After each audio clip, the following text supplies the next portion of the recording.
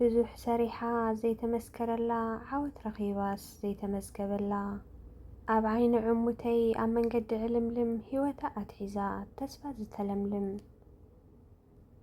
ይበርትዒ ጠንክር ኩሉ ኸም ወገኑ ንሳ ግን ትብል ሓወይ ከይርኦ ክሳዱ ኣድኒኑ ተምሳሌት ትግራይ መንከራ ዝበዝሓ ጅግንነታ ዘይውዳእ ከም ሕፃ በዚሓ ጅግንነታ ዘይውዳእ ከም ሕፃ በዚሓ ነዚ ቻናል ሰብስክራይብ እንዳገበርኩ ሓቢብቲ መን እያ ዘይተመስከረላ ጅግና ኣንበሳ ዘይተዘመረላ መዝሙር ጠንካራ ምዃና ቃንዛ እንትበርትዕ ፈውሲ ናይ ሕማማት ፍትሒ እተምጽእ ፈታሒት ጸገማት ፍትሒ እተምጽእ ፈታሒት ጸገማት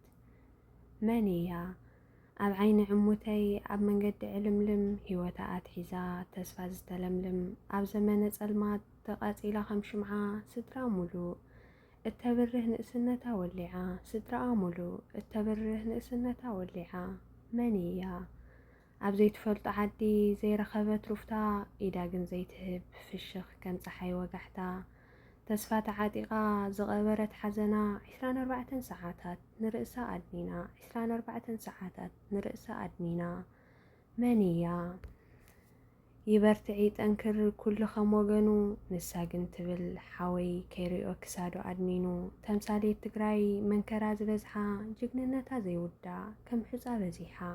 ጅግንነታ ዘይውዳእ ከም ሕፃ በዚሓ መን እያ ብዙሕ ተማሂራ ዘይተነገረላ ሃገር ኣድሒና ታሪኽ ዘይተጻሕፈላ ብዙሕ ሰሪሓ ዘይተመስከረላ ዓወት ረኺባስ ዘይተመዝገበላ ዓወት ረኺባስ ዘይተመዝገበላ መን እያ